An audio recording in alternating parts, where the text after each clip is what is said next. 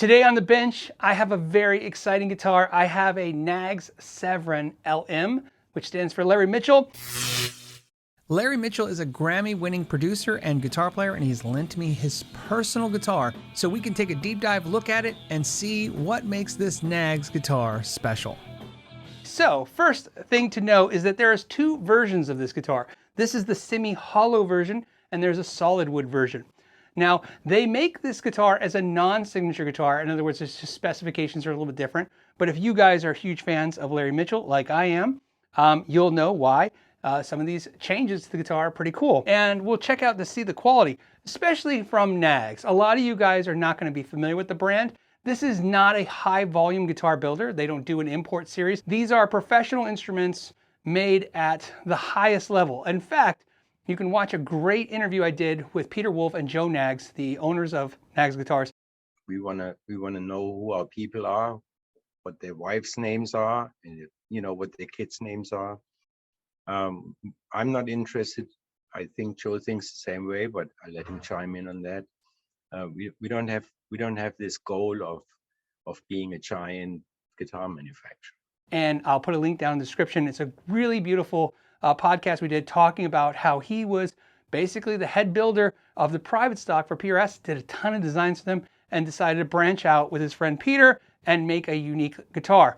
So let's get into the geeky stuff. So the first thing we want to talk about on this guitar that is super unique is the tremolo system. So what makes it unique is it has two pieces right here. And this is the interesting part because there's a rod that goes through there. Essentially what I want you to think of it is, it's a door hinge. And so imagine a door with a bungee cord on each side of it, pulling it to a center point. In other words, the strings are pulling one way, the springs on the back are pulling another way, and the hinge just works perfect. And it gives you a really nice feel. The thing about tremolos that you need to know is that not all tremolos not only not work the same, they don't feel the same. A Bigsby feels really smooth, where a Strat tremolo might be a little more stiff. This is somewhere in the middle of that. It feels really soft, but also very immediate. Now, he made some choices that are kind of interesting and different. This is a Satch track pickup, which is the neck pickup of a Joe Satriani guitar. So he put a neck pickup in the bridge. Now, this is how the model comes. And then we have two Area 67s, which are DiMarzio noiseless pickups. So essentially they give you the single coil tone, but they are like a stacked humbucker, so they don't make any noise. We have 22 jumbo nickel silver frets with a rosewood fretboard and a graphite nut. The truss rod cover, which looks like it's ebony. And then we have an ebony veneer on the headstock. And then we have 6 Goto locking vintage style tuning keys, which is obviously one of my favorite choices. And then we have a flamed maple neck, and this is quarter sawn, as we can see right here down the center. You see here, I always say it looks like it's pixelated. That means that they are using the wood in a quarter sawn piece. And this is one piece of maple all the way here, and then all they're adding is the wings, obviously this piece here.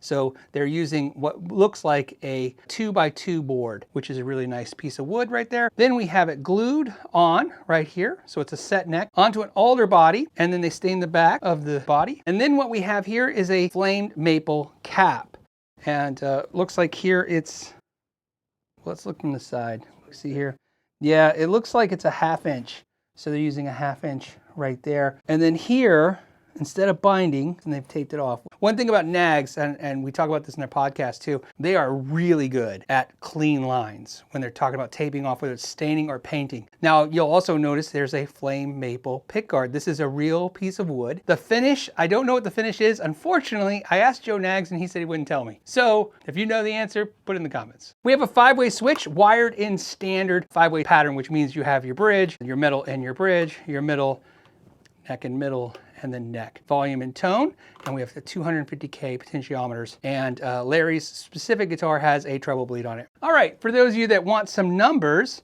let's talk about that. So we have the nut sitting at 41.37 millimeters, so 42 millimeters is what I would say, 1.628. So that is your measurement on your width of your nut. The width of the 12th fret is sitting at 2.026 or 51.46 millimeters, 52 millimeters. So looking at the first fret is 22.78 millimeters or 0.897. And at the 12th fret, we are at 0.929 or 23.60 millimeters. So here's where it's going to get strange. It has a very strange radius. It is 8.4 5 radius. So in between 7.25 and a 9.5 inch radius. This is not exclusively specific to Larry Mitchell's model, but his model only comes with that radius. But you can get other Knaggs guitars with that radius. Like I said, it's a different kind of radius. Interestingly enough, the new John Mayer Silver Sky import has that radius. Neck shape. So I happen to cheat here today because Larry told me that it's based on a 65 Strat. So what we're going to do is find a 65 Strat template. All right, so on the first fret, what do we have? We have, oh, you know what's funny is? It is exactly that radius. It's just not as wide. And then that could be, look at the 12th fret, same thing. So if you have a reissue 65 Strat, my guess is the shape will feel the same, but it'll be just a little bit narrower on the neck, which I think is actually really pleasant. All right, looking at the bridge pickup, we were coming in at 7.28. And at the neck pickup, we are sitting in 5.95. The middle pickup is 6.00. That's about normal. We'll go here to inductance. The bridge coming in at 3.83, the neck at 2.39, and the middle at 2.40. Now, although this wasn't shipped to us brand new, we do want to see how he sets up his guitar. So first we're going to do is we're going to take a look. Let's actually look at his neck. He's running just a little bit of relief on his neck. It's very little. So, and then his action is sitting in at, wow, 1.25 millimeters off the 12th fret, and on the low E, on the high E, 1 millimeter. So his action is very low, feels really good. And these are 9 to 46 gauge strings. So this guitar comes in weighing in at 5.6 pounds. So this is super light because obviously it is semi-hollow. So the semi-hollow is important to understand that this is chambered here. And then of course, because this is routed like a normal traditional guitar with a pickguard, there's some routing done here. So there's a lot of meat missing, so to speak, which will make the guitar really light. Another thing to note is that Knaggs guitars come with a deluxe hardshell case. So Knaggs guitars, like I said, they don't have an import line. However, they have 3 tiers. Tier 1 is the most expensive, means it has the most kind of exotic, beautiful pieces of wood. Tier 2, of course, you can imagine you're getting a beautiful piece of wood, but it's not as crazy as Tier 1. And then of course, Tier 3. So when you see Knaggs, if you don't understand that, sometimes it's really confusing when you're looking at them online and pricing, because you'll look at one and you're like $6,000. You look at one, it's like $3,500, $4,000. So it's very important to be aware of the tier system. So it's Tier 1, 2, and 3, and just think the lower the number, the more it costs. And something else worth mentioning is that they roll the fretboard edges and they give the guitars a very nice broken in kind of feel. But of course, like I always say, none of that matters unless we listen to it. So let's go ahead and play it and see how this guitar sounds. So I have a better idea. Why don't we just have Larry Mitchell himself play the signature guitar and we'll kind of treat ourselves to some amazing playing.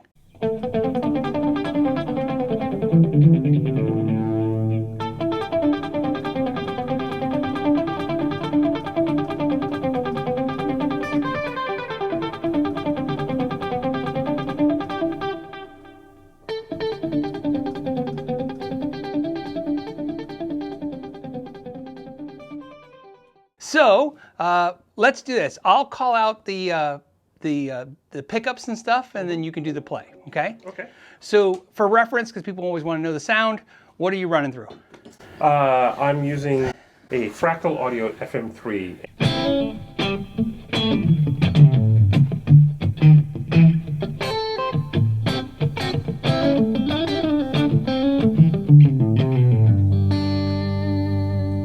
And the amp model right now is a 1987X Plexi, which is a Marshall Plexi. And for the record, we're not using any kind of special recording software or anything. He's just running a line into a interface mixer into the computer. So just for your reference. So let's start with the bridge pickup and full volume, full tone, and right? Will that work?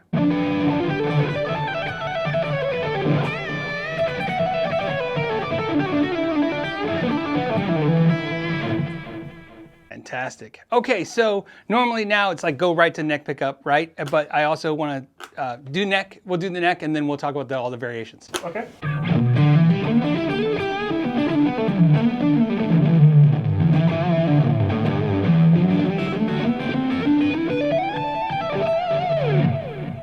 So obviously you got bridge, you got neck. What's your next favorite variation?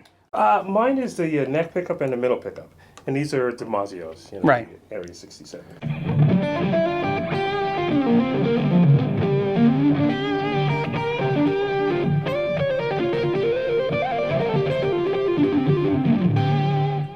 Do you use position 2 often, which is bridge middle? Do you use that often? I do, usually for like...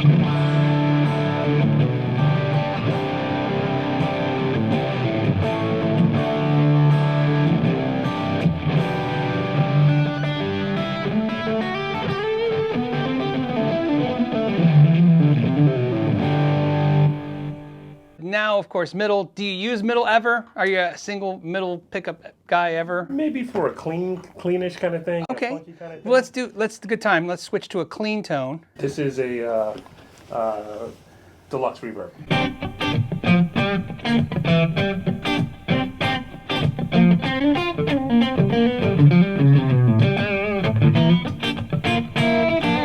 That's what I would use it for. Yeah. And that second position, which I sometimes call four. So, like, to me, I always think a middle position is more acoustic, but you went right for funk. Yeah. So, is it why? Why funk for the middle position? Because it cuts through a little bit more differently than here's the 2 position. It's a little brighter. Here's the middle position. I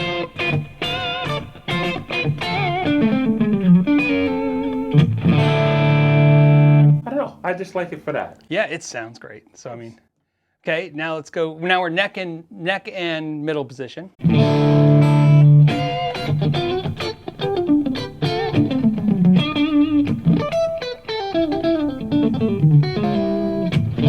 Duller, but it's cool. It's probably warmer for like...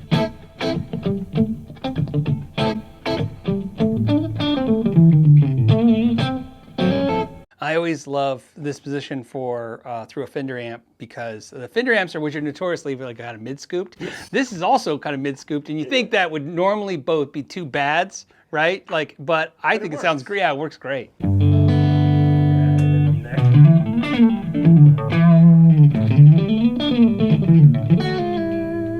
I like these pickups. I thought about putting a different kind of single coil, true single coil in there, but I do some sideman gigs where if there's buzzing, you get fired. Yeah, don't get fired. Don't get fired. Okay, so clean, do you ever use the bridge? But it's not clean anymore.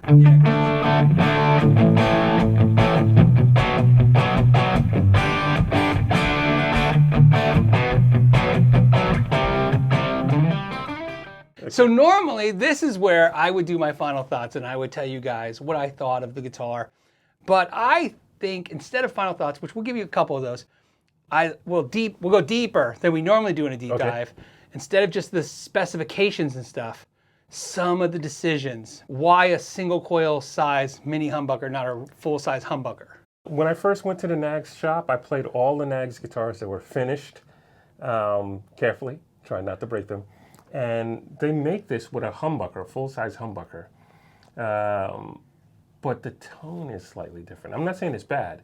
I just quickly became attached to this. I'm normally a humbucker, hum-sing-hum person. Right. And then I got into sing-sing-hum.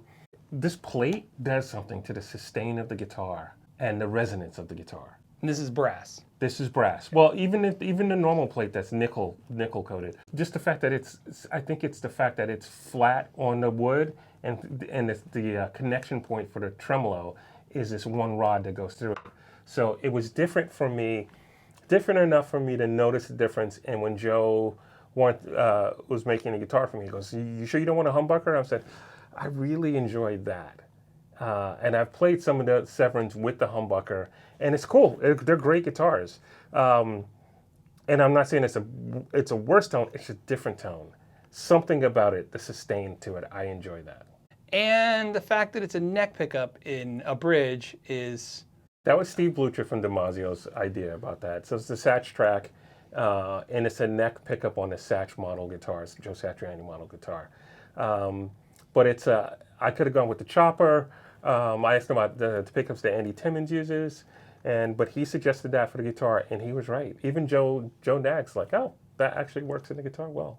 Oh. Joe wasn't familiar with it. I wasn't obviously familiar with that pickup either, but it worked without any kind of modifications and stuff like that. It worked really well. So why not stainless steel frets? Why nickel? Because the internet is going to say blah blah blah dollars, and it's not even stainless steel.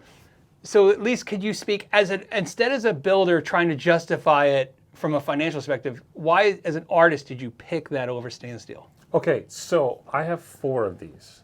I have 2 solid bodies and 2 semi-hollow. The first solid body you made for me has stainless steel frets.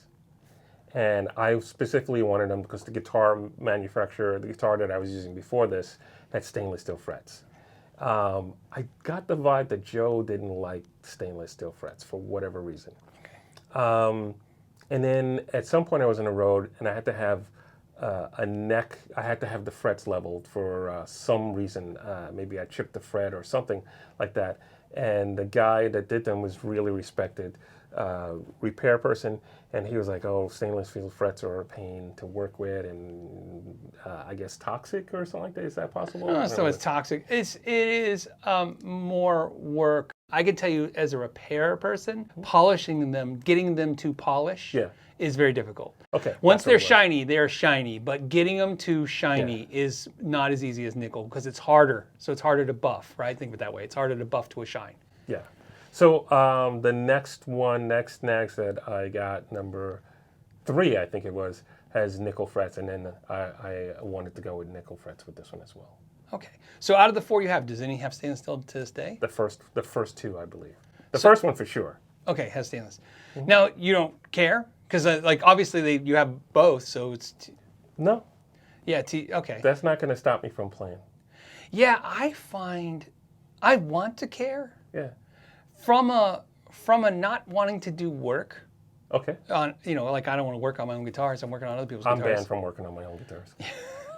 I would prefer stainless steel because they last forever, right? Does it make sense? Sure. But my favorite joke on this channel is everybody's like, oh, stainless steel matters, it matters, it matters. Yet half the time it's hard to detect if the frets are stainless steel or not. So it's so hard. If it's so hard to detect if they are or not, then how important can they really be, kind of thing? I tend to notice major things, not minor things. If it's a minor thing and it stops you from playing, that affects me. If it's a minor thing and it doesn't stop you from playing, then it's really a minor thing. Even if it's so I know that the first one's stainless steel because I asked specifically for stainless steel frets because that's what was on my other guitar, the guitar I was playing before. The second one, I believe, is stainless steel frets as well. And then after and I'm pretty sure the reason that someone had to work on the guitar is I think something fell on the neck or whatever, and it hit the frets or something like that. So it had to be worked on that way. So I think the last 2, this one and the one before it, are nickel frets. It's a very unique radius, in between 7 1/4, 9 1/2. 7 1/4 being vintage Fender guitars, and 9 1/2 being more traditional modern Fender guitars. This is anti the blueprint for lots of fast playing. Again, so I have a couple of vintage guitars that have the more rounder 7 1/4, yeah. And I use them for like some tellies and stuff for production, and I'm not playing the same way on it. And then the 9 1/2 is weirder to me. Okay. But so I was used to a flatter fretboard. I'm at Knaggs shop in Greensboro, Maryland, and I'm playing all the guitars. So it was the first time I played an entire line of guitars going, wow, this isn't my thing, but it could be. So the roundness didn't bother me at all. Right. The radius at all. And I was kind of digging it after a while of just like, oh, something's different about this, but it's cool. And I was bending. I have no problem bending the notes. I have no problem playing fast. I have no problem, I don't sweep that much, but when, trying to sweep and stuff like that. And when Joe asked me about building the guitar, he goes, do you want to do it? He was leaning me towards more of what I was used to. Right. I was like, no, but he's a master builder. This is based off, I believe, a 65 Strat that he had. Right. And I was like, no, build it. This I loved that you already did. This I loved you already did. Just putting things together with it. So I have no problem with the 8.5 for radius. I guess I love the 8.5. I didn't know how rare it was, to tell you the truth. Well, let me put it this way. In a standard Lutherie kit of radius gauges, Yeah. it's usually not even included. Wow. Like in a standard one, like some of the undersaddle ones. You know what? Okay, so we got 4. This is the standard. So if you go to StewMac and you go, I'm going to start working on guitars. In fact, they don't even make this one anymore. This is one I bought 20 years ago from them. So this is the standard. So let's see what they got. I got 14. I got 12. I got 15. Hey, look, we know where we're going. 10. Okay. 20. 16. 9.5. 7.2. Not even in there. Wow. So that's how unique it is it's because, like I said, it's sitting right in between these two, the 7 1/4 and the 9 1/2, which is vintage Fender and then modern Fender Knaggs. That would be the two in there. Obviously, StewMac didn't think you needed this is for setting up guitars. I have found when it comes to fretboard radius, not that flat is better. It's that the more round it is, the better the fretwork and guitar has to be built. It's like flatter radiuses can hide more problems. Okay.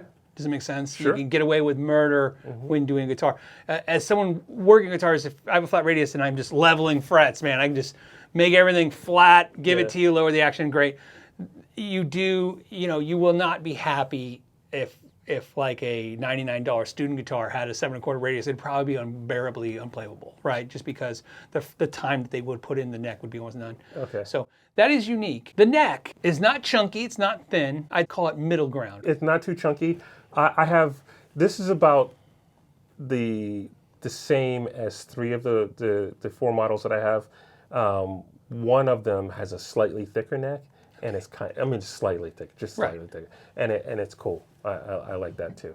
But I like the feel of this in my hands, as opposed to a chunky neck, and I cannot necessarily play super thin fret necks anymore. I can't do it anymore. I think that I have some hand issues over the years. I'm not blaming a specific guitar company, but I think that was from playing some really thin guitars for a long time. No, I feel the same way. Your hands are bigger than mine for sure, but I don't have small hands, right?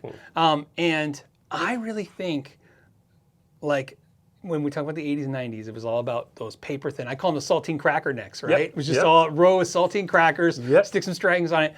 And I agree. I think I have a pain here, right around here, from the way I've been. And you have to grip it. It's totally different. You have to grip it harder. First, I want to thank Larry for being the first artist to be in a deep dive of an artist's signature guitar. Can I say something? Sure. I'm a fan. Thank you. I watched the show. And if you get more artists to do the deep dives like this, that would be great. I know. This will be the spawn of it if it happens. Cool. They'll be like, I want to do that, maybe. Yeah, I doubt it. Thanks for having me on the show. Oh, thank you. I appreciate that. And as always, I want to thank you guys for your time, Larry's time, and to the next time, know your gear.